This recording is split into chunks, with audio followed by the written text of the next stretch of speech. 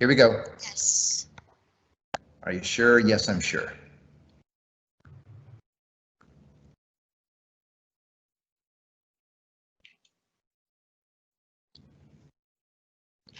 Good morning, everyone. I'm Angela Morse, a public services librarian from the South Campus and a member of the Professional Development Work Team. I'd like to officially welcome you to the 2020 Learning Commons Summer Institute. Next slide.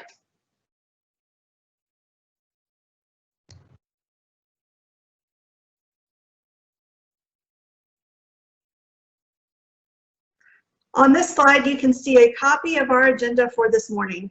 The agenda is also available in the participant booklet, which you can download from the general channel of the team for this event. Speaking of teams, you will also see channels for each of the breakout topics in a technical help channel. The breakout topic channels contain copies of the presentations that you may download and save. Use the technical help channel to post questions for our technical producers. For general questions, you can post in the Q&A chat box. Please note that you can turn on live captioning in any Teams meeting by clicking on the ellipses button in the menu bar and then turn on live captions. Next slide, please. Now it is my pleasure to introduce Dr. Sean Madison, the champion of the Learning Commons principle.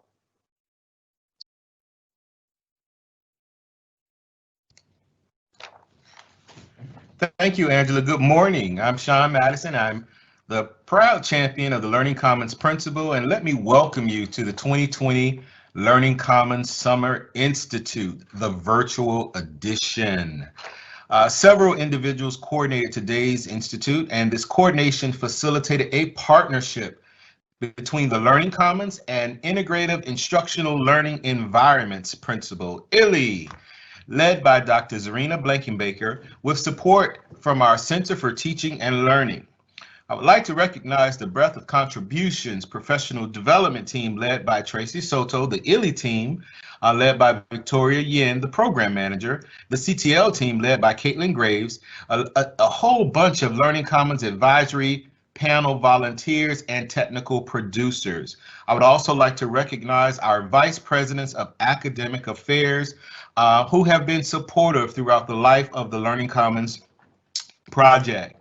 Kudos to all of you who continue to support us as we work collaboratively to design the Learning Commons experience at TCC.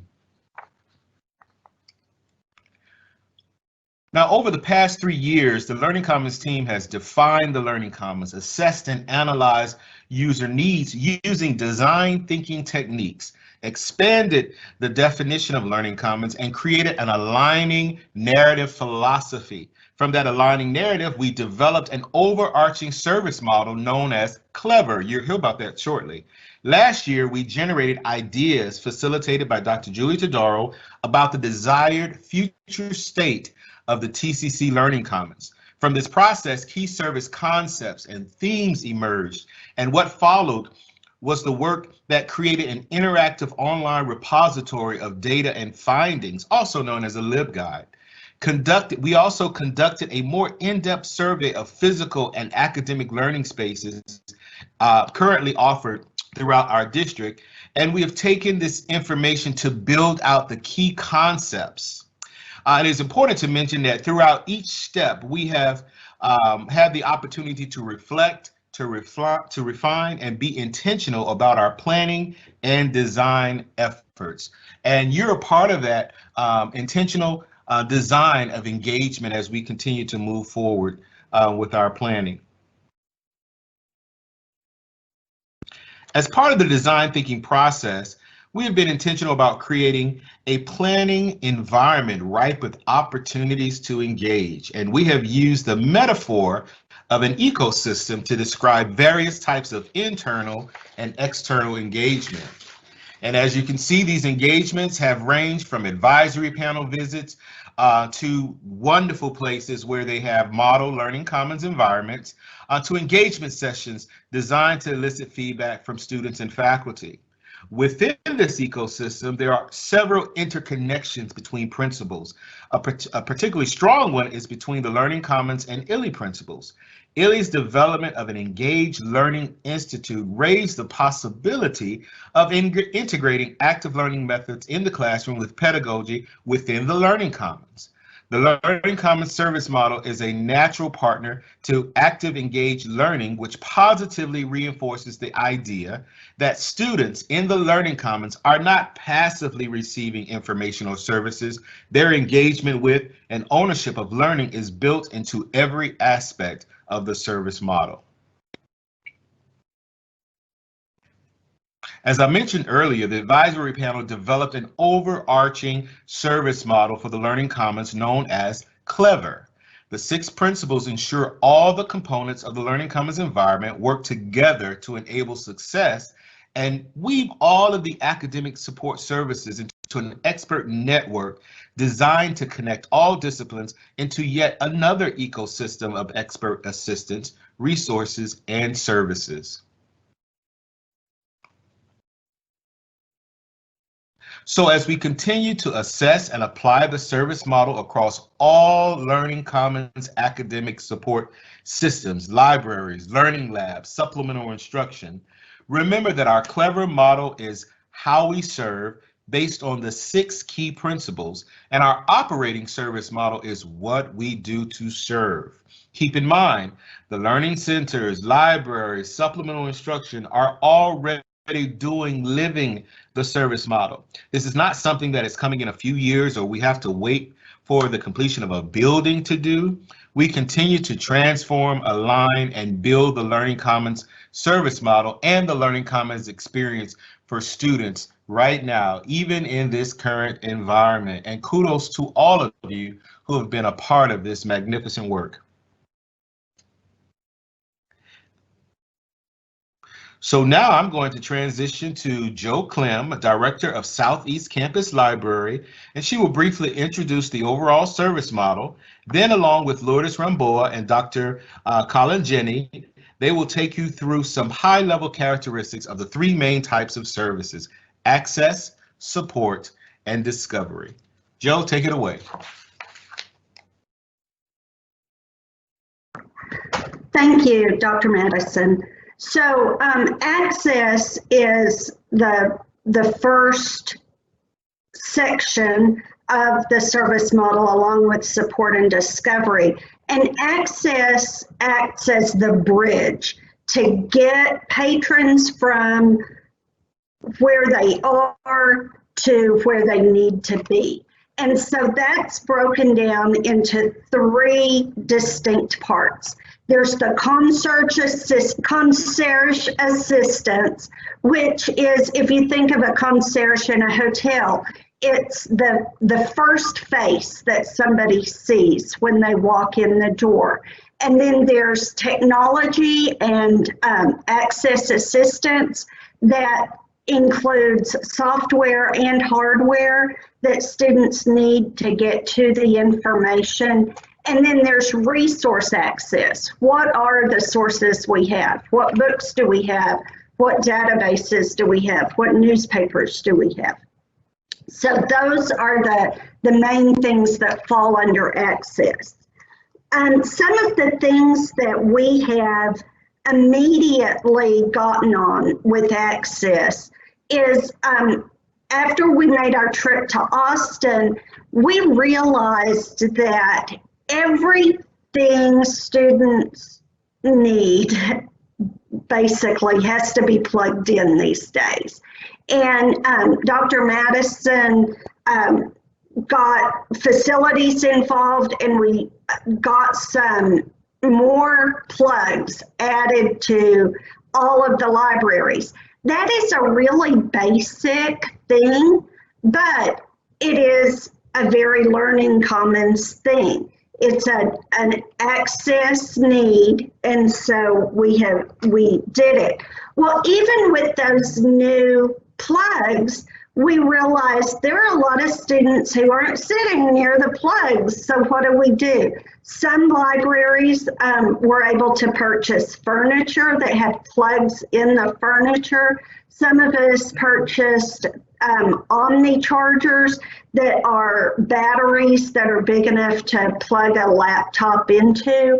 So that kind of access to the electricity that students need is an example of how Learning Commons is helping students access things.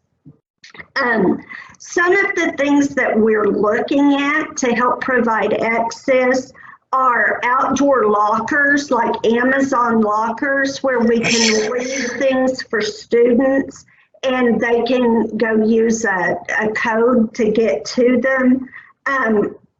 Different types of furniture that will help students study or will help them access their material more efficiently.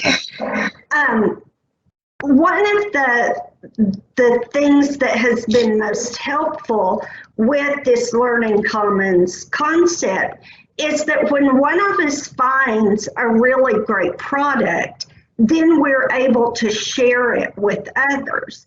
And we have recently set up new work teams based on the Concierge Technology Resource Access. And as those work teams do more research, there will be some other things that come from that. Some of the things that we're going to be looking at are, like I said, the new furniture. We're going to be looking at furniture that is flexible, that can be moved. We're not going to have the great big reference desk that is bolted to the ground and everything revolves around it. We're going to have light, flexible furniture because a library is never finished. We're never done. A library is a growing, active thing. And so we could put that little table that the student is sitting at there, we could put that there and then we could decide, no, students really aren't using that door so much. Let's move the table over here. So what we're going to be looking for is flexible and easy. Next slide.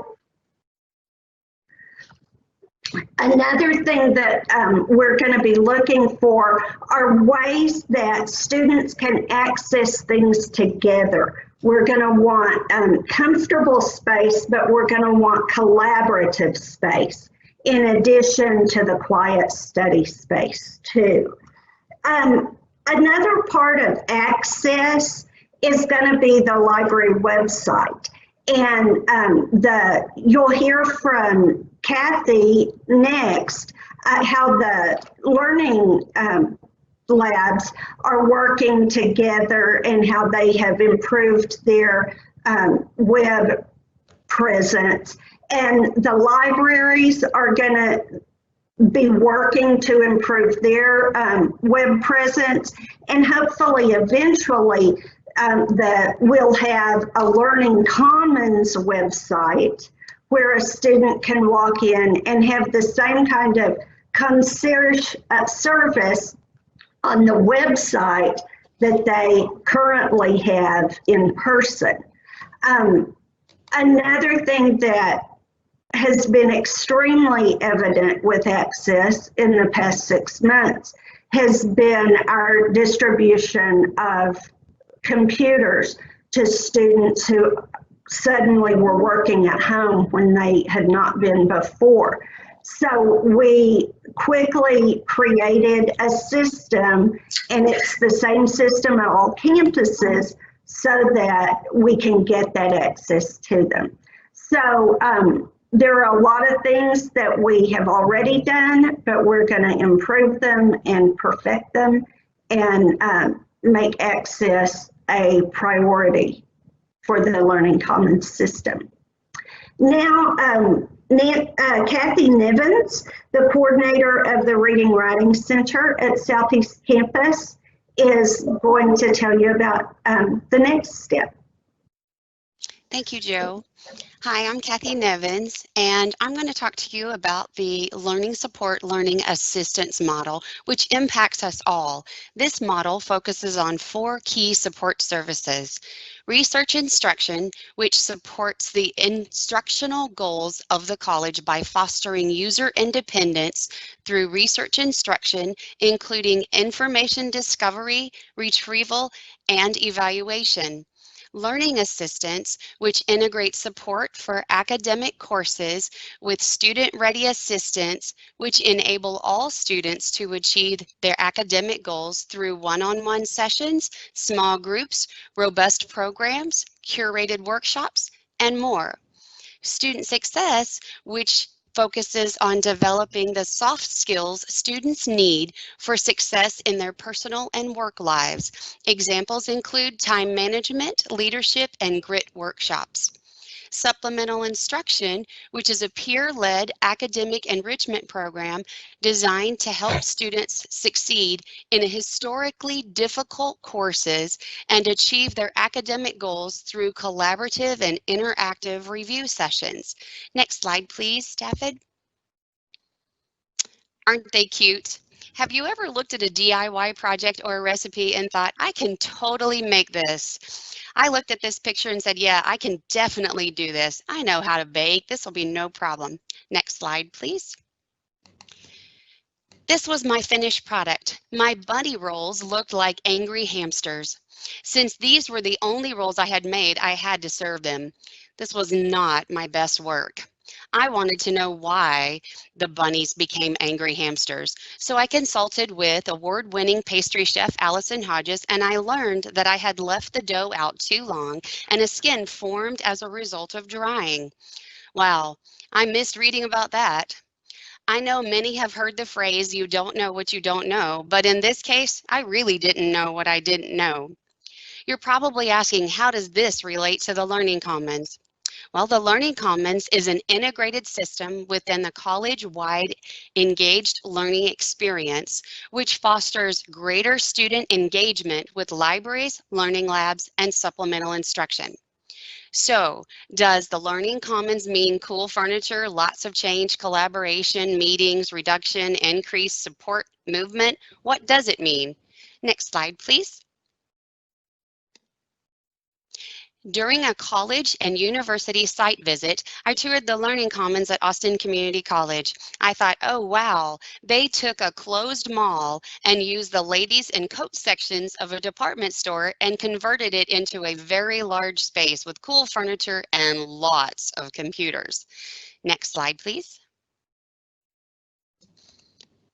On that same visit, I also toured the UT Library. It was quite a treat. There was so much study space. Space is a premium at TCC. I thought, we will be absorbed like a book in the library. Although I was skeptical, I continued to ponder all that I had seen and heard. I didn't let my own preconceived notions limit me to the possibilities of learning something new. Next slide. The Reading and Writing Work Team began meeting in April of 2019, and our meeting agendas provided thought-provoking questions, several be prepared to discuss topics, requests to fill out a Google Doc, along with various surveys. We addressed the who, the what, the where, the when, the why, and the how of all things reading and writing related. While the purpose was to gather information, we found ourselves holding back, protecting our territory, if you will. After all, they wanted it all. We met regularly and found our voice within the group. The group did not push, but rather nurtured the collaborative process. The requests for information continued to pour in, and we were told to shoot for the moon. If money were no object and technology not limited, what would we want? We looked at tips and tricks and services, rationale for why we do the things we do, key components, student learning outcomes, face-to-face and online resources, tools, assessments, staffing, training, and of course, data. We were regularly reminded to be forward-thinking and not to let our campus limitations stop the creative process. We looked at the learning commons at other colleges and universities not to duplicate what they did, but rather to start with a framework to create our own TCC learning commons. Even though we still held back, we discovered that as time passed, there was a shift in our thinking about the work. The why, what, and how we worked morphed into a more universal approach. We began to collaborate like never before. Our team moved from a competitive spirit into a synergistic common goal mindset. There was give and take that resulted in an evolution of ideas and change. Now, teamwork and dedication are the norm, and we seem to glide more smoothly through the process. We encourage one another and continue to build trust in each other and in the process. We have a oneness of purpose. We respectfully embrace each other's ideas and have agreed to adopt a unified approach to providing equitable service model across the district that benefits students, faculty, and staff. Just like working with the bunnies was a challenge, that is to say, I didn't know what I didn't know, we too didn't know the magnitude of working in a synergistic environment, or that our willingness to engage in the collaborative process would be so rewarding. We are a community of like-minded professionals who embrace our students' educational goals and foster a willing spirit to encourage, support, and empower students to be their very best.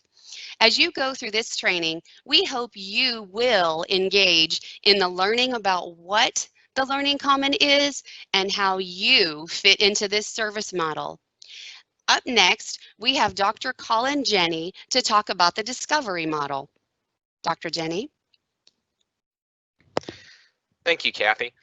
Like she said, my name is Colin Jenny. I'm Associate Professor of Psychology and Team Lead of the Partnerships Work Team under the Learning Commons. And our team really early on, and I just wanted to share this with you quickly, our team early on started with a group of faculty and a basic philosophy that if you take the idea, the age-old idea of passing down knowledge, that if you take and you strip down a school of all the fancy technology and all the buildings and processes and support services and things like that, it boils down to a special relationship of the passing of knowledge from teacher to student. It was in the spirit of this relationship that our philosophy was born. There is so many wonderful points of communication that happens between teacher and student, and a professor or instructor in this case at TCC is often the first point of contact for a student. And so the types of communications of not only course curriculum, but college and life resources and opportunities can be communicated to the students through these teachers.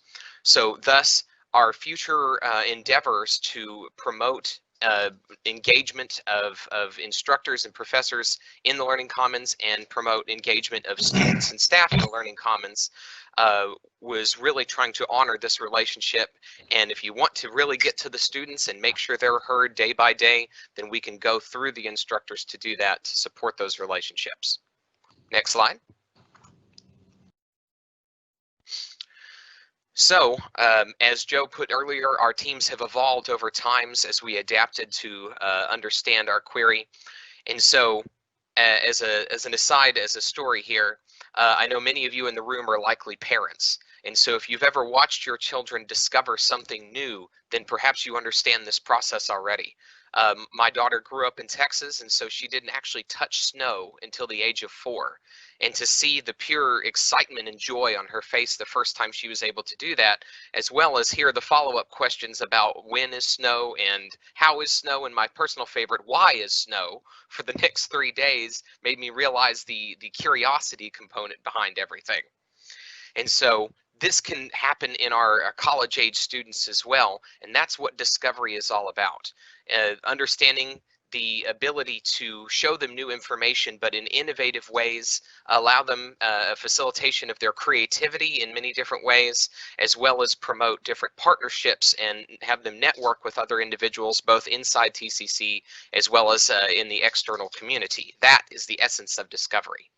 So what do we really mean by discovery? What ideas are in the hopper right now?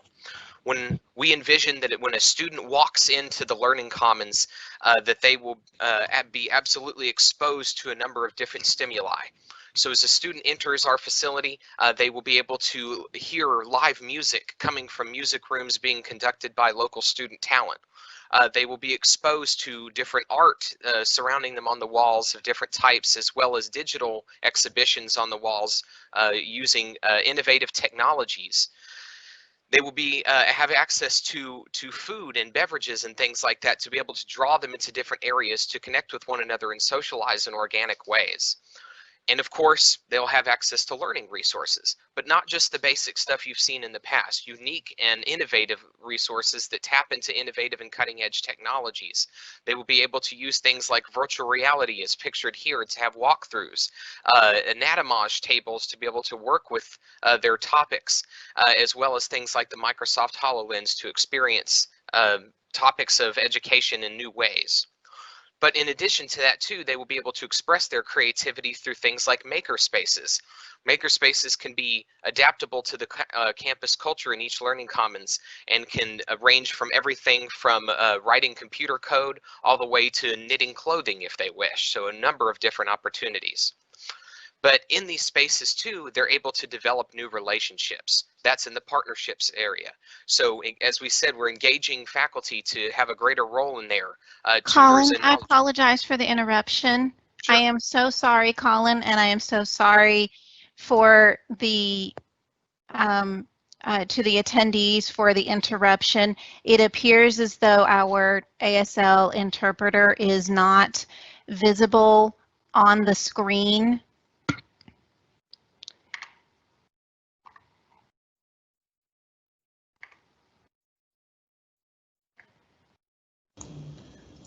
I don't know, this is the interpreter, can you hear me? Yes, I can hear you. So my camera is on and I can see myself in the lower right-hand corner. And I have been interpreting, so I'm not sure on my end, maybe on y'all's end, there's a video log. I see him, or I did.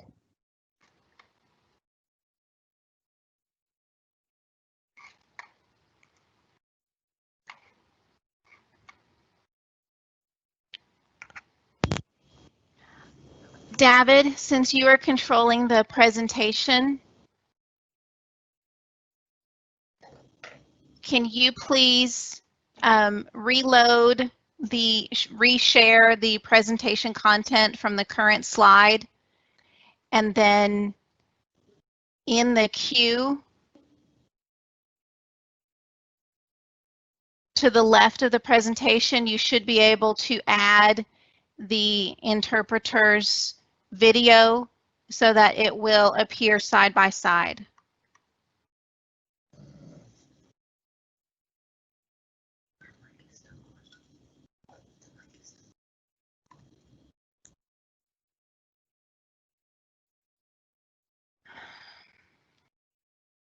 He's showing in the bottom now.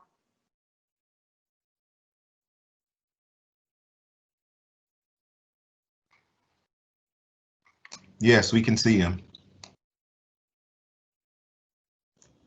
Great. I don't know if there's a way if the deaf participants can chat or add if they can see me or not. But if you guys can see me, I would imagine that they can see me. Yes. Okay, then I guess we could proceed. Okay. To pick up where I left off. Okay, thank you. No problem.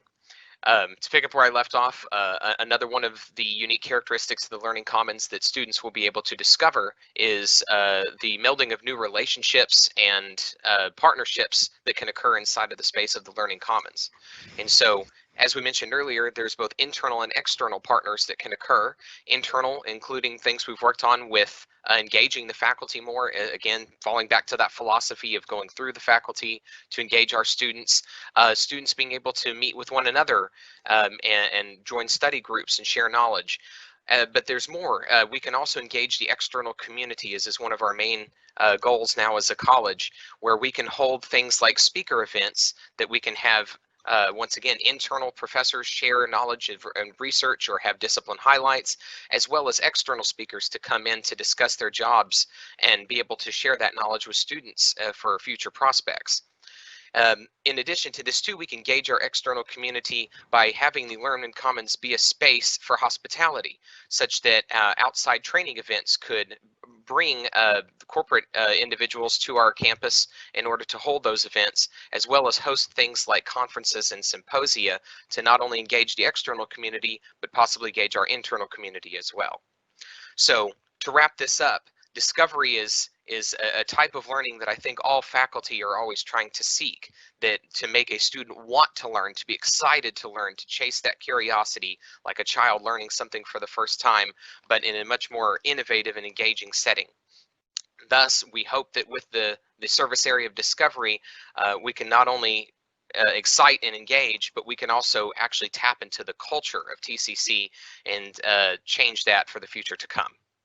So next I want to introduce Tracy Soto, who's going to talk with you about enablers in our service model. Tracy.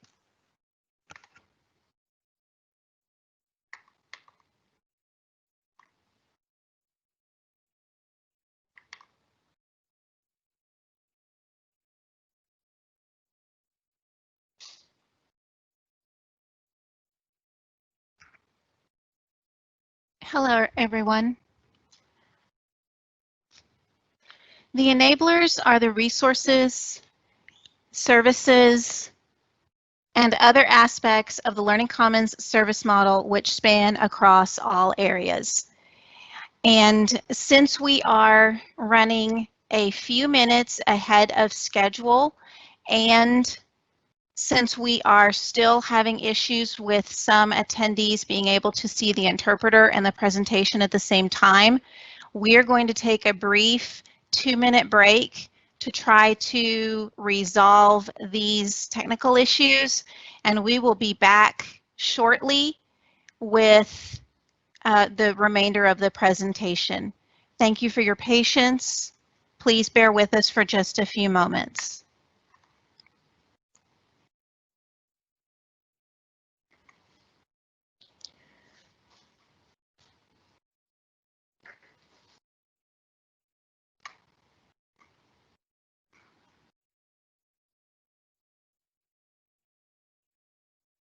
David, can you please go ahead and stop sharing your screen?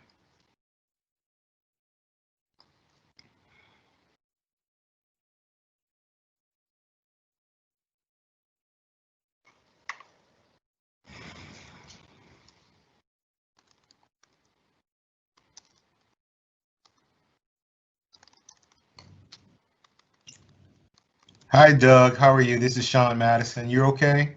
I'm doing fine, Dr. Madison. Thank you very much. How are you, sir? I'm calling you off we're off live, right, Tracy? I believe the attendees can still hear us, sir, because the event is still the event is still live until we end it. Okay, Doug, you're the only person I know to call. I'm sorry. They're having some technical difficulty. We have a live event going on right now, and everyone can hear us, unfortunately. And want to help the team. They've done a great job in coordinating this.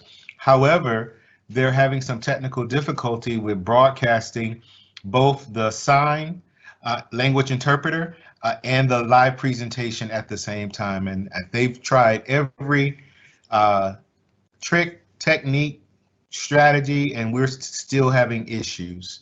So just wanted to call, as far as I know, you're the expert. So sometime what you've joined, asked me to join, is this a live event or this is a regular Microsoft Teams meeting? You're in Microsoft Teams. You're in the lives event. This does not look like a live event. This looks like, unless you invited me as a presenter. Hold on a second. Let me Q&A. Okay, this is a live event.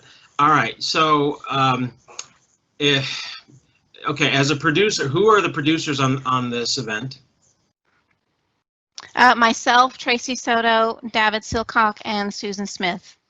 Okay, so one of the producers, there are two. Underneath the Q box, on your producer screen, there are two little boxes down on the left-hand side.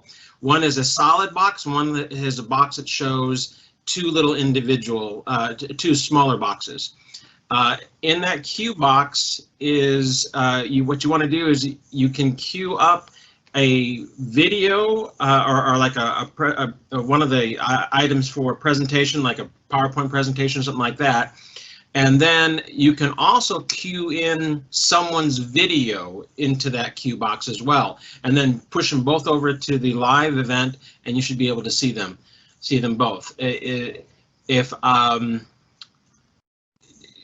Sometimes, but I have seen this on occasion, sometimes due to what Microsoft refers to as quality of service, they have to scale back on some functionality, and I have seen this functionality not work once before in the past. So if it's not working for you, then I need to understand that. But no, I clicked the button. No, just so I've been working this. I'm trying to do 5 things at once. So I see the split screen button, and now I put the interpreter, his window, on the little window to the right. Right. I'm now trying to choose the content, the slide. I see underneath there's a bunch of thumbnails. There's content, my desktop. Right. And I want to put that, I guess, in the big section in the queue to the left. Right. Correct. So I've indicated content. It's this little blue button, content, my desktop. I guess if I send live, hopefully, because I see the interpreter in the little column on the right, I've highlighted my content, which is my desktop, and I have the button send live. So should I click send live to have things go through? Yes. Okay, here we go. Error. I'll try again. It's perhaps it's that quality issue that Doug was just mentioning, because I'm getting an error as well. And like I said, I've seen this not work once before, and I don't know why. I've pinged Microsoft, and that's what they tell me. Sometimes they have to turn features off for bandwidth purposes. How many people are actually on this meeting? 216. Oh my. Okay. Yeah, just so you know, so what I'm seeing is at the top it says my Silcock Davis desktop and George Carty are live. So it's my desktop and the interpreter's desktop are both live. But when I try send live, which I've clicked I'll try again. I'll try for the 4th time. So it says error, failed to execute send live command. Please try again. So this is my 4th try. It could be bandwidth. I'm going to grab the copy of the workbook link and put that into the Q&A so the participants can open that and see the some of the slides and everything, so we can maybe keep going. Yeah, I've tried 6 times now send live and I get the error come up. I'm not really sure regarding the error message. What exactly is it saying? Okay, when I click send, so I have, it says still, my desktop and the interpreters are live. And when I go on the left, the yellow box, when I click send live. Are you a producer or a presenter, David? I'm a presenter, I believe. Producer. Oh, producer, okay. It says error, failed to execute send live command. Please try again. So I've seen challenges with producer actually also serving as a presenter. So it would be best if a presenter on the backside of the transaction here, if a presenter could put the deck up as content, and then this way you're not doing a producer presenter combination. Can one of the presenters show put the deck up as content so that one of the producers can then pull that content as well as the sign language interpreter and put them up at the same time? Versus you doing it both, yeah, we left off, if someone else, let's see. So we left off at slide 25. So are you saying, Doug, that I will share the interpreter and someone else will share the PowerPoint slide? Right. Yeah, I think Dr. Smith, I heard Dr. Smith, you said you actually have the presentation. If you could open up the presentation in your environment and then share that content, and then David as a producer would be able to pull that in as content, as well as Also add in the sign language interpreter's visual screen and potentially be able to show both of those. That's the best way to do it versus having a producer also serve as a presenter. Okay, I'm also a producer, but I'll try. Oh, you're a producer as well. It would be best if it's a true presenter.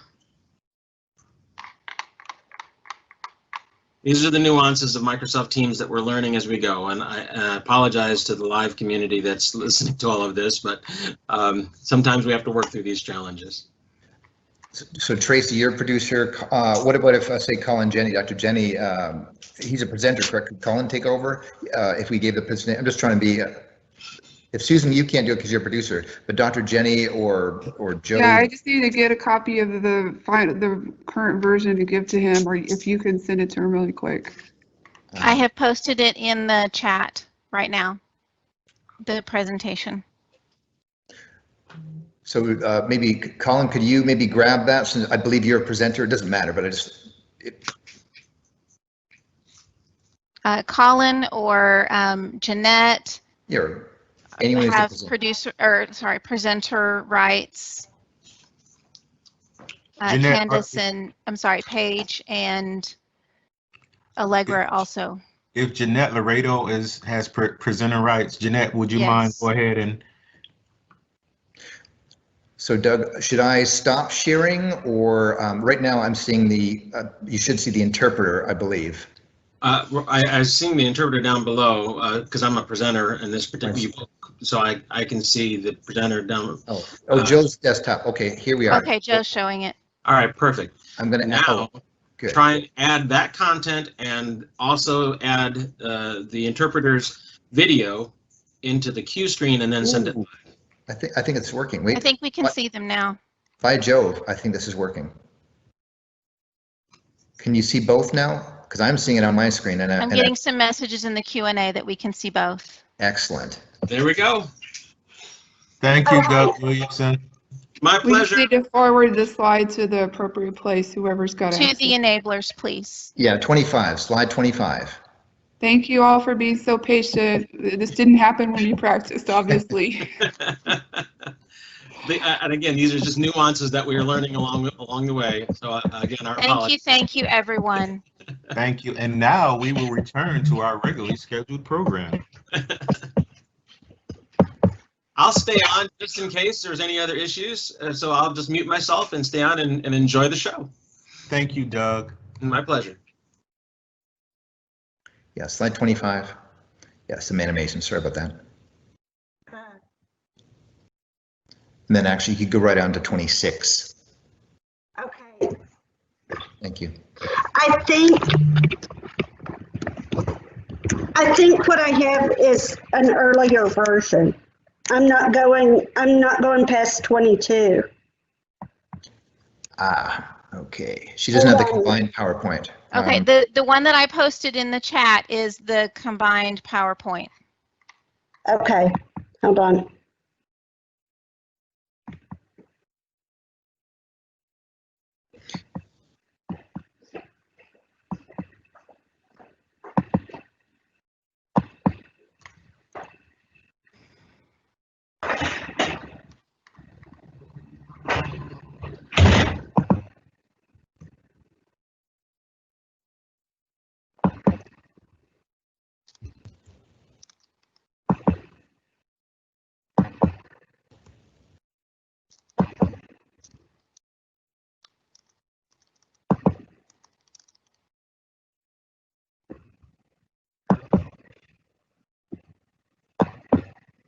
Okay, it'll take just a sec.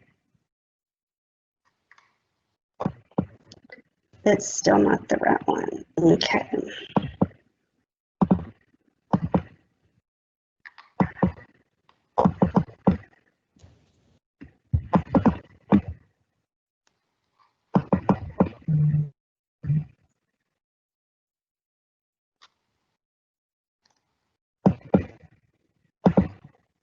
Are you seeing it?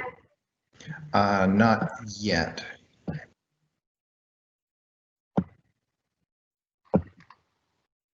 You'll need to share it again like you did last time. Okay.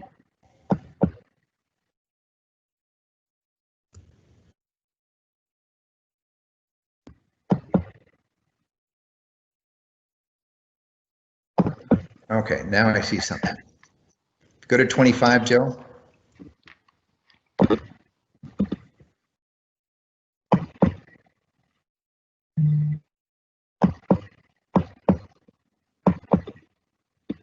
Yeah, the slide after it.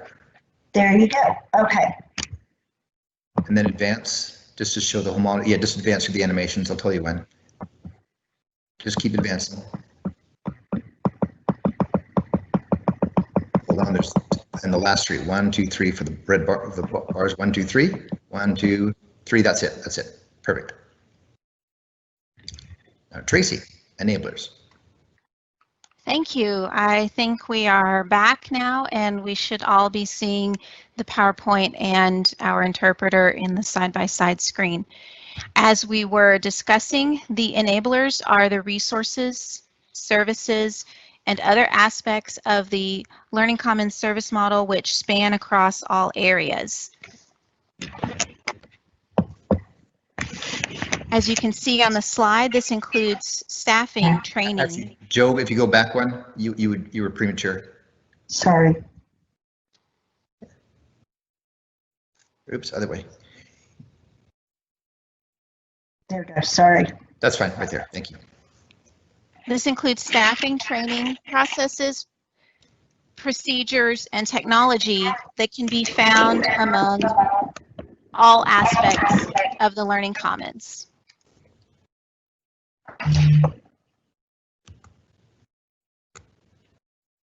An example that has already emerged from the work teams relates to certification of the tutors. We have learned that a few localized centers are following national standards and national programs for certification, but we have learned through this work that that's not yet consistent across all learning centers, and it's not available to everyone equally. Employing the enablers within the Learning Commons service model, we can work towards a plan of consistent training and development that allows for all of our tutors in order to receive the same kinds of certification so that we have that consistency across the college. Another example of enablers is consistent hours. Several months ago, the library directors, learning center managers, and the vice presidents of academic affairs worked together to agree to consistent hours for virtual services throughout the summer term. You've already heard a little bit about the technology enablers. As you can see, technology spans across all aspects of the Learning Commons as well, and the technology decisions impact access, support, discovery, and all areas equally. As we move forward with the work of the teams, we know that additional training and professional development needs are going to emerge. And I wanted to let you know that your professional development work team is collecting those as they emerge and will use those in order to create a unified professional development plan. And at this time, I am going to reintroduce Joe, who has a challenge for us.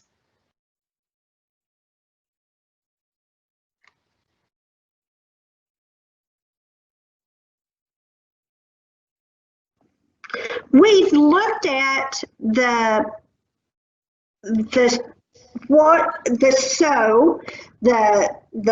what we're doing. We've looked at the so what, at the how we accomplish these goals. But now we need to look at the so what now? Where do we go from here? So as you work into your breakout sessions and talk about active learning, we're kind of moving into the active learning discussion, and away from Learning Commons. But what I want you to do as you are in your breakout sessions is to think about active learning in the context of access and support and discovery and enabling, and think about where active learning can be applied in those different contexts. And wherever your job is in the process of Learning Commons, think about how you can apply active learning skills to that. So I'm really excited to hear about some of the active learning, and I just want to encourage you to participate in your breakout sessions and to learn all you can, and then let's put it all to work to help students succeed. Thank you.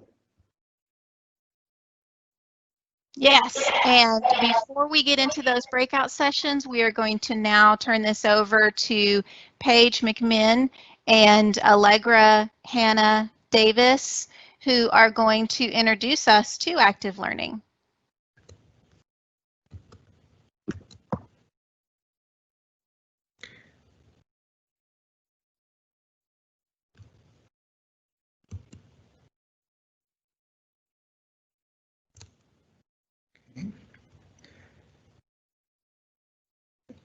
Paige, do you want to go through this presentation, or do you want me to bring up the link in Prezi?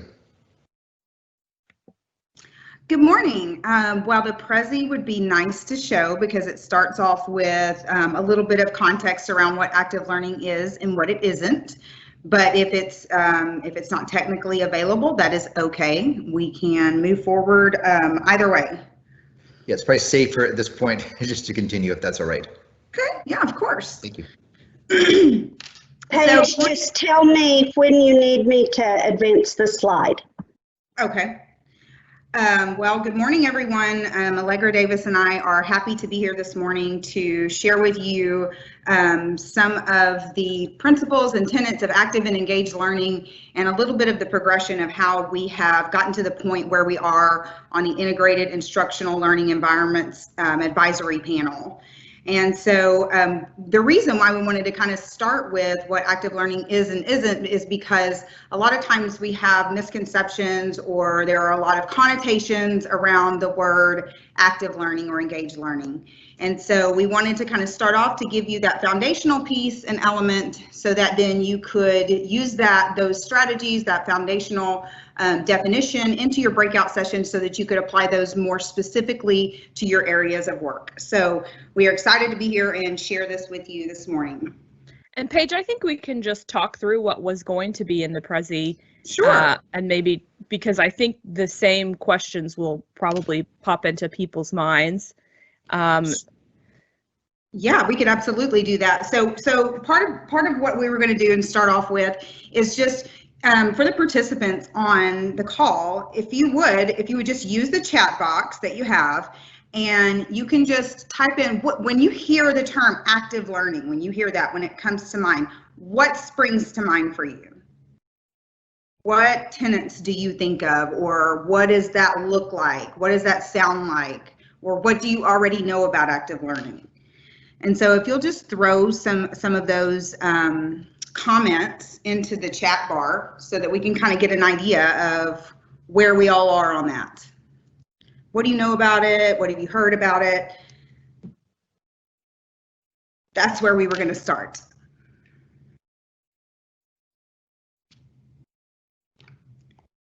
So it's going to give a few minutes to sort of get through that portion of it to kind of get some ideas thrown out there. But what Allegra and I know, and anybody who's worked on the ILLI panel, we get a lot of myths. So there are a few myths associated with active learning. So the first one is generally, why would we change our pedagogical instruction when lecture works, right? We've been doing lecture for hundreds of years, even more than that, and lecture really works as a tool, right, to help impart knowledge. And that is something that we do know. So sort of the myth buster to that is that absolutely lecture does work. We know that lecture works because we have been, again, because there is a historical pattern of that type of imparting of knowledge. So we know that it does work in some ways. However, active learning is not a replacement for lecture. It's not a separate entity. Those two terms are not mutually exclusive. So we like to bust this myth by saying, you know, you integrate your active learning techniques and strategies in with your lecture. So there's a lecture component, and then there's an active learning component, and those two things work in conjunction with one another to help the student become more engaged, more hands-on, more critical thinking, and also it creates a good bridge of connection between the instructor and the student, the learner and the teacher. And so that's sort of the first myth that we like to break, is that this is not replacing lecture. It is to work in conjunction with the lecture model. Another common myth that we hear, or a common, objection, is it takes a lot of time to do active learning, right? So I have to, do all this super long prep work, and I don't have enough time in my class because I have to get all this information to these students. I've got to hit my SLOs, and it takes a lot of time. I'm already cramming enough in my classrooms time. So another thing we like to point out to sort of bust that myth is that there are many different strategies and different ways that you can use active learning in a very quick and yet productive way. So for instance, 1-minute papers, or just pausing for reflection time. There are a lot of little small things you can do that don't take very much time that the instructor can do, that really do enhance the lecture component, that don't take a lot of time. And really, you don't have to plan a whole lot of time ahead of time, as long as you know exactly which strategy you're using and you're being intentional about that strategy. So one thing you'll hear probably in your breakout sessions is that we never do strategies or active learning or engaged learning for no reason. There's always a reason behind the activity. So you're wanting to draw out something from the students, or you're wanting them to think more critically. So it's a very intentional process, but it doesn't have to be long. Last one. A lot of times we hear that active learning is just for millennials, right? This is not for all adults. This is just for millennials that like to be up and active and moving. You do not have to be moving to engage in active learning. In fact, one of the strategies that we talk about is writing to learn. And that tends to be a very quiet strategy that we use. However, it is still engaging the mind for a little deeper of a conversation. And so what we know there again about adult pedagogy is it's very fluid and flexible. It changes, it morphs over time. So most, adult learners like to collaborate. They do like to collaborate. So while millennials might be a little bit more predisposed to it, this is for everybody. It meets everyone right where they are. And so it really has tenets that transcend one generation versus another. So those were the 3 myths that I wanted to kind of bust right off the bat before we get into the meat of the conversation. So Allegra, you want to take over? Yes, I do. I was just trying to see the comments that people had posted. Oh, yes. The things that they think of when they hear active learning. Yes. Someone wrote aerobic algebra, and that's seriously cracking me up. But engagement, actually doing something to show that learning has occurred, hands-on practice, student engagement, activities such as reading, writing, discussion, or problem solving. Lecture listen is active when done properly. Student engagement, active participation, lots of people using the word engagement, which is great for our future transition. And someone wrote that active learning is a student attitude, and so students have to be in the right mindset to actively learn. And so I think everybody in the Learning Commons is showing us that they're aware of what active learning is. So our job's going to be pretty easy. I think they get it. They get it. Yes. Maybe they don't need us to talk at all. We can just go home. Well, I mean, actually, we are home, so never mind. So if we can go to the next slide, we're going to start by talking to you about ILLI's Advancement of Student Learning through Professional Development, which started with Active Learning Academy and is moving in the upcoming year to the Engage Learning Institute. And then we'll have time at the end for questions. And of course, if you have questions in the future, you're welcome to ask either Paige or myself. So on the next slide, we just tell you what integrative learning at TCC is.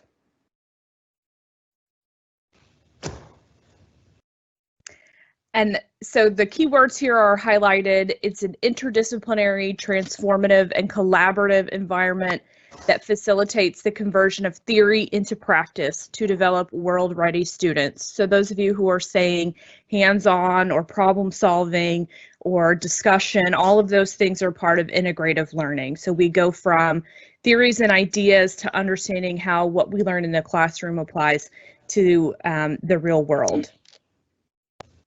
And now I think it's Paige's turn. Excellent.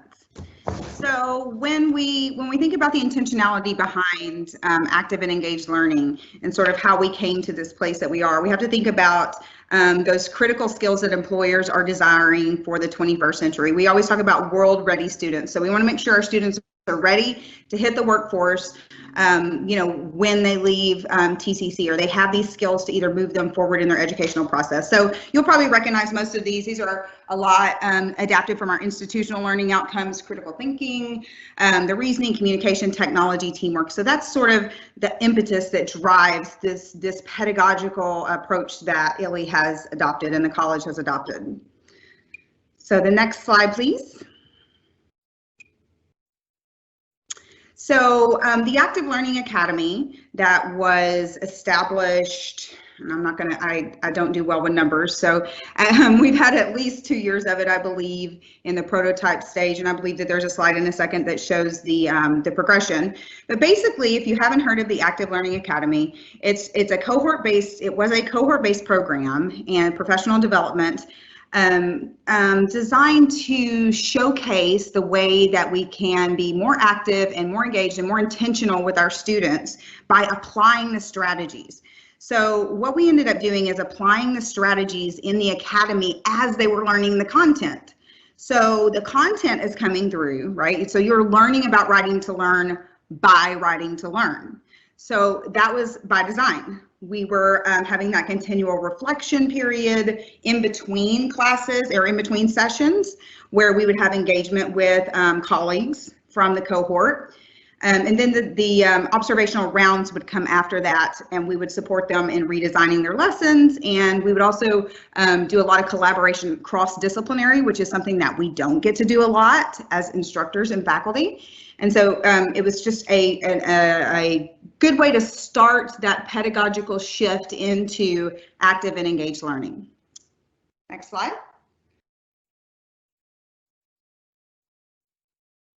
So you'll see active learning supports engaged learning. So these two terms, again, are not mutually exclusive. These two terms fall under that umbrella, if you will, of integrative learning. So there's a lot of different things you can do with integrative learning. You can do active learning, you can do engaged learning. So you see that this is a combined, these are tenets of a combined overall learning experience for the student that actively engages not just their body for the algebra aerobics, but also their mind, so that they're sort of working through problems and doing problem-based learning and problem solving in those two things.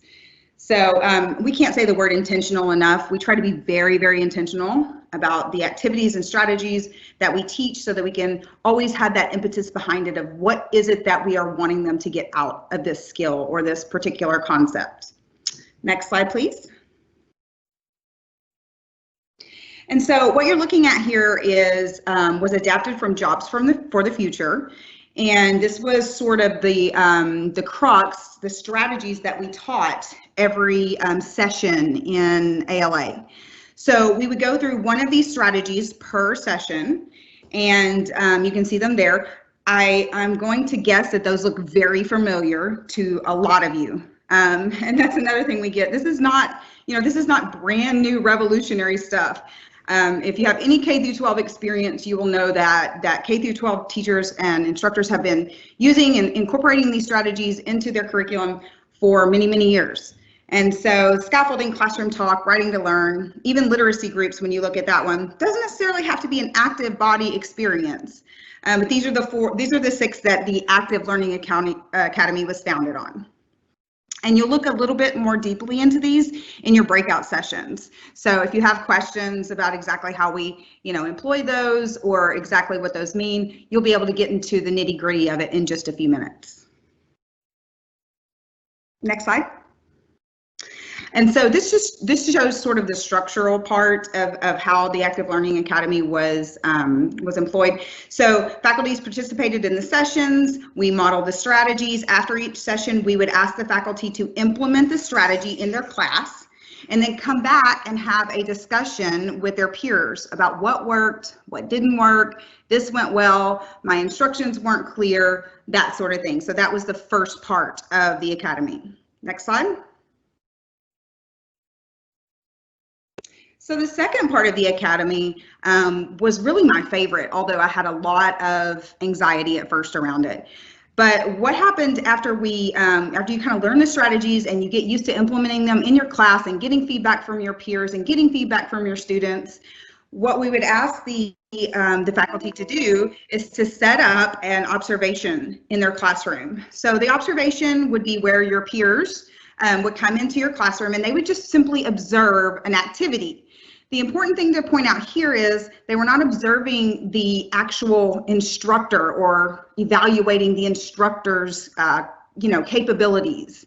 What they were there to do is to observe the students. They were observing the students to see when were the students engaged, how did they engage, were they talking, were they not listening, were they, what worked and what didn't work. And so that was collected by really low inference, non-evaluative data, so that we could kind of go back and see after that activity, okay, I'm glad you had eyes on the students because I didn't know this group over here was doing this or this group was doing this. And then it's sort of more a holistic way. And I will tell you, going into classrooms and watching your colleagues, you learn a lot. You learn a lot. You think, oh, wow, that was great. I could do that, even in a math class versus a speech class.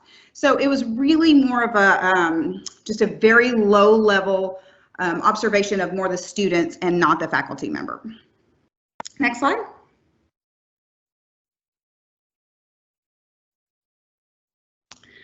Excellent. I'm going to give this to Miss Allegra now. So there's the numbers page. Illy worked with CTL to plan, create, and facilitate Active Learning Academy from 2017 through 2020. 53 faculty members have graduated, and we have 101 currently in process. Obviously, those observational rounds had to be paused in March when classroom teaching was in-classroom teaching was suspended. So in the spring of 2020, the pedagogy team started working on looking at the feedback and the benchmarking research, getting feedback from faculty, and thinking of things through the faculty perspective to maybe broaden the scope of ALA. Next slide.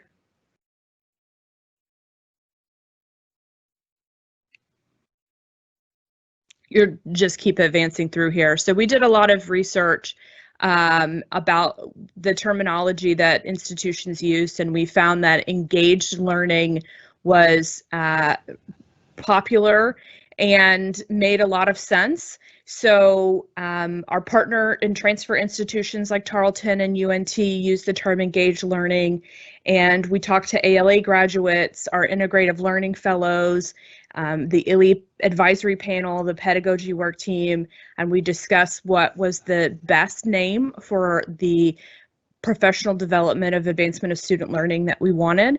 And next slide. So we took ALA and we transformed it. Next slide. Wow, that was a transformation. Yes, into the Engaged Learning Institute. So there are 3 pillars of ILI: pedagogy, space, and technology, and all three of those ideas play a role in Engaged Learning Institute. So engaged learning is you're going to see includes active learning. So we have students as active participants, students leading and participating in discussion and collaborative learning.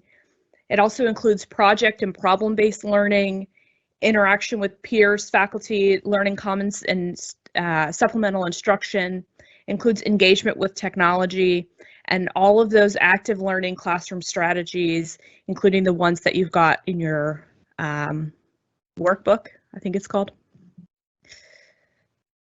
Next. So these are the 4 dimensions of engaged learning, and so ELI is kind of a broader perspective. So we have classroom engagement, but we also have a focus on multidisciplinary and contextual engagement, so situating the content in a particular class in the broader context of interdisciplinary and contextual considerations. We also focus on civic and social engagement. You are probably aware that that's a college initiative, and it's also something that's important to integrate into the classroom. And then we have, just as you do, a larger focus, an intentional focus on technology engagement and connecting students meaningfully with technology. Next.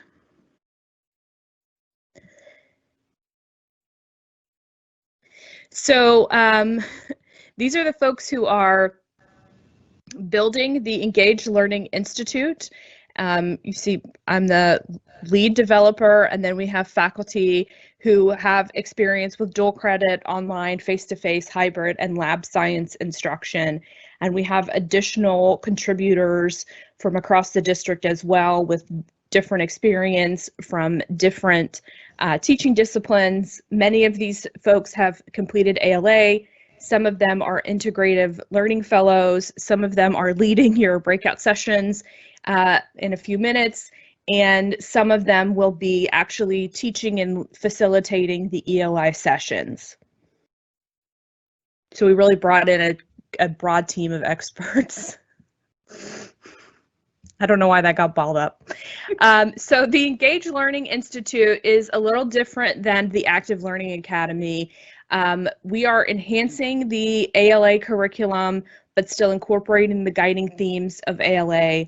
We are preparing faculty to deliver content in all teaching modalities, so it does not focus primarily on face-to-face instruction. It involves face-to-face, hybrid, and online instruction. It's also mindful of considerations for dual credit classes and lab science classes. And it expands technology and digital tool training so that faculty can use collaboration tools like our LMS and Microsoft Teams. It also can be facilitated in fully online, blended, or face-to-face formats. Obviously, in the fall, it would be fully online, but in future semesters, ELI can be delivered the same way ALA was, in weekly face-to-face meetings in a hybrid format where some is face-to-face and some is online, or entirely online. So it is, again, more addressing all the modalities. And it increases the focus on signature assessments and e-portfolios, which is something that is another college initiative to make sure that students have these assessments and portfolios they can take with them when they graduate.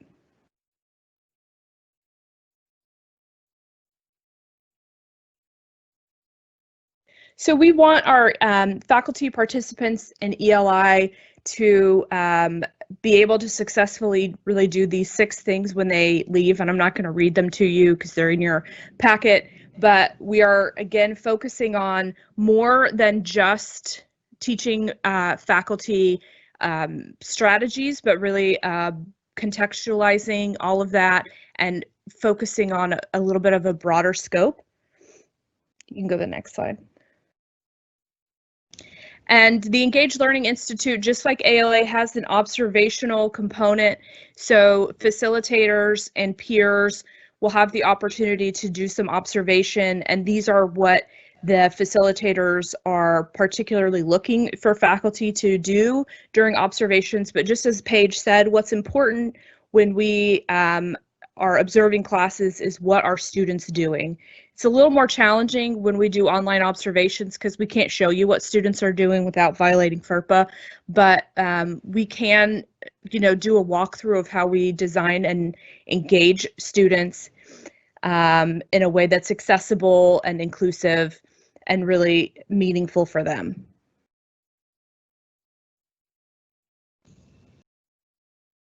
You can go to the next slide. So we are in the process of building the Engage Learning Institute, and we started in June. We actually have built all of the modules and all of the content. It is currently being revised by facilitators and by other folks, and that it will get looked at by ILI, and the final product should be done, and all the revisions should be done in by September, excuse me. Next slide. So this is really your opportunity to ask us questions. We have about 6 minutes because I do want to be very respectful of Tracy's timeline and want you to have time to get a break before your breakout session. So if you have questions for us about active learning strategies, the ALA or ELI, absolutely feel free to type your questions in.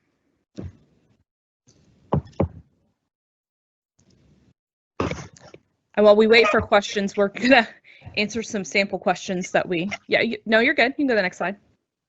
Oh, okay.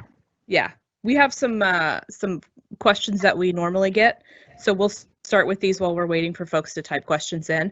The dimensions of engaged learning, those 4 things, multicultural or multidisciplinary, active classroom strategies. Sorry, there's a huge echo. Okay. So those dimensions of engaged learning are what we want to do with students in the classroom, and the objectives for ELI are what we want faculty participants to get out of the Institute. Next slide.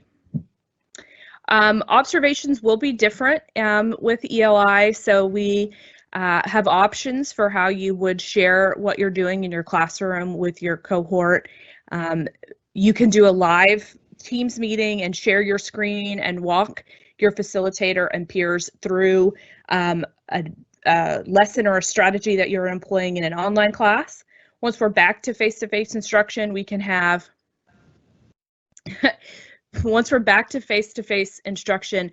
we can have very similar where folks visit your classroom for a short amount of time and observe you using a strategy. If we're doing an online or hybrid class, we can do that through video or through screenshots. So we have more variety in terms of how we would do observation, but the idea is to make sure that faculty who participate in the Institute can use the strategies they're learning, practice using them, get feedback on how to improve, and ask questions about what they should do differently or how they could do things even better. Next slide. Civic engagement, as you know, is an important initiative for our college and obviously for our country. And so part of engaged learning is connecting that theory to reality. And so that is, of course, related to civic engagement. And we have an entire module in the Engaged Learning Institute about civic engagement and how it applies to classes. And there are sample lessons in there for civic engagement in chemistry classes and workforce classes. And it's not just something that could happen in history, English, and government. And this might be of particular interest to Learning Commons folks. Project-based learning is when students are given or choose a problem that they want to address, and they work together in teams outside of the classroom to brainstorm and come up with solutions or solution prototypes, and they try to solve real-world problems as a team. And so that involves research, and sometimes that involves hands-on building of things or technology. So that is definitely something where students and Learning Commons staffs might work together in terms of those projects. I still don't see any questions. I think that means we did a great job presenting. And how can library staff support engaged learning is the last question that I have, and that is something that I think you're going to answer in your breakout sessions. But we always need support, and I'm speaking primarily as an English teacher. We always need support when it comes to research and information literacy and making sense of the information that students get, but also how to do things that are more dynamic than just, Google something or look something up in a book. So we are very excited to partner with Learning Commons.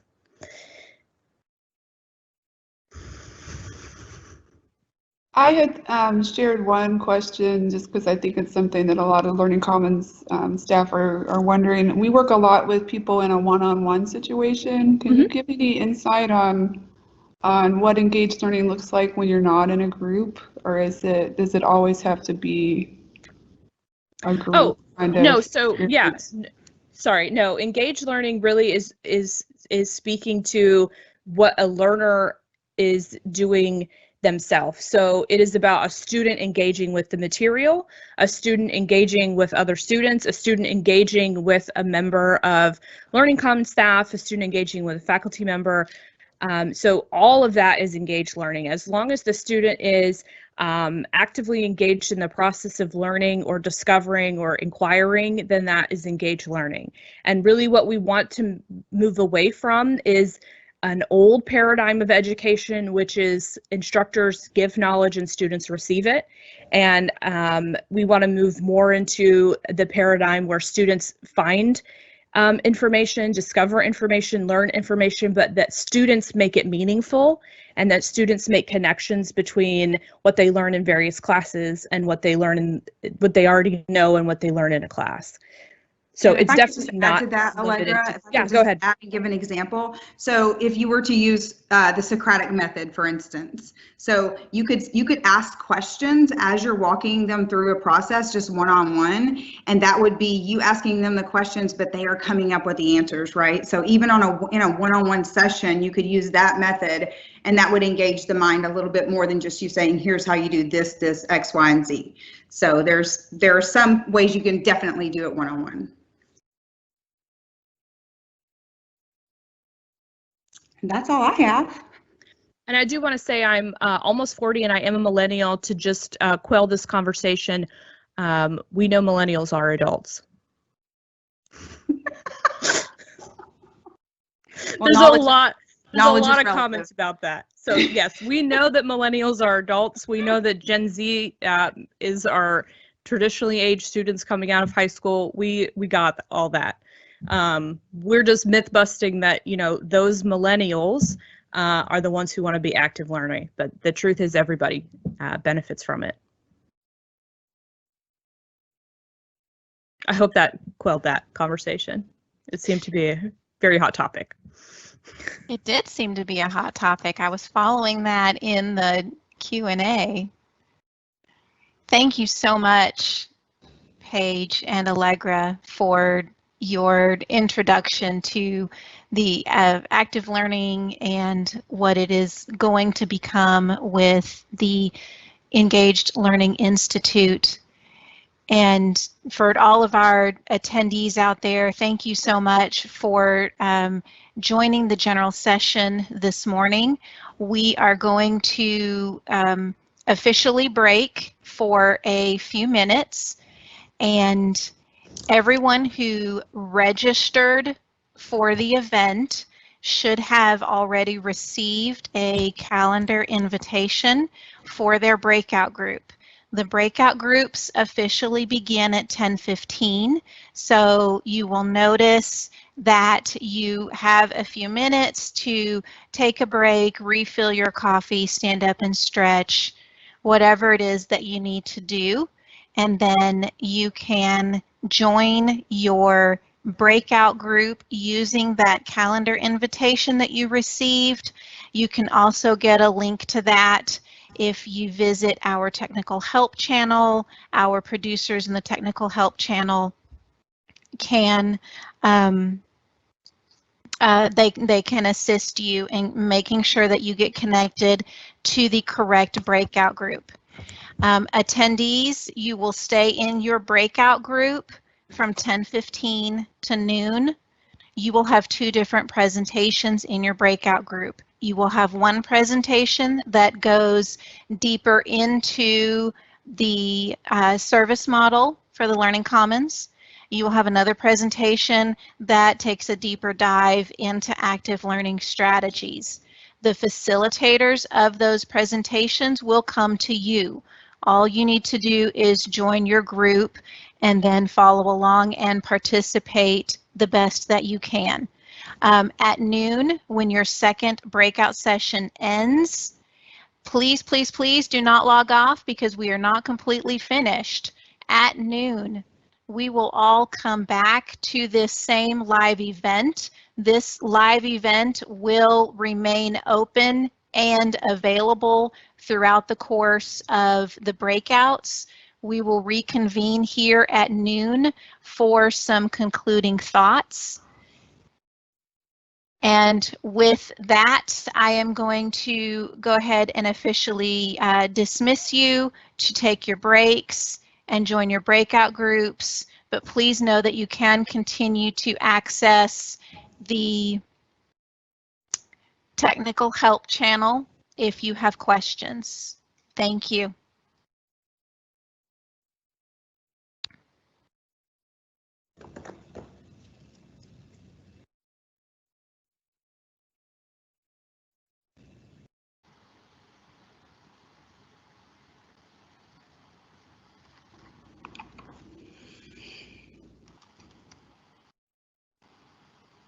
Hello, everyone. I know some people are still finishing up with their breakout session, but I also know that our live event will end regardless of whether I stop talking. So I'm going to go ahead. If anybody can help me, I don't have the interpreter up on the screen, but we figured out how to do that. I'm just not able to do that in the way my computer is set up in the role I have. I am Okay. Susan. Sorry, Susan, to interrupt you. I have put the interpreter up in the queue. We need Do I need to stop someone. sharing? Yes. Okay. Go ahead.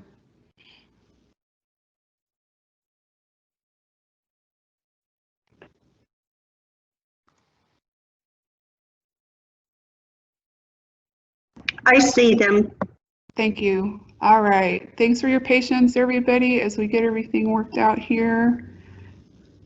So I am Susan Smith, and I am the Director of Library Services at the Trinity River campus. And I'm also a member of the Learning Commons Advisory Panel and the Professional Development Work Team. And I just wanted to take a moment and say thank you for being here today on behalf of all of us, including our wonderful collaborators from ILI and CTL and all of the volunteers who have contributed to making this event such a great success. I hope that your breakout sessions were as energizing as the ones I was in. We wanted to encourage you to go away from this event and think about how you're going to use this information and what you want to know and do with it, what you want to learn more about. And so for that, we have included an evaluation link, and the evaluation is being shared in the Q&A there for you, but will also be emailed to you so you can respond. As the Professional Development Work Team and as the Learning Commons continues to grow and evolve, we need your input so that we know what you need from us and what we can help set up and design for you moving forward.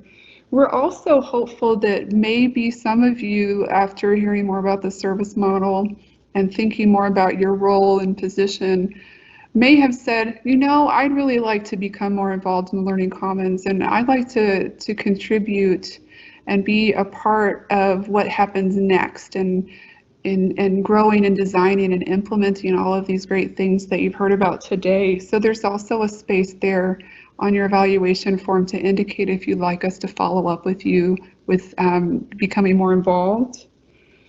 And again, thank you so much. All of us are grateful that you took time out of your Friday to be here. And we hope that you have a wonderful and safe weekend. And if there are any final questions, we'll look in the Q&A and try to follow up with people. But thank you again and have a wonderful weekend.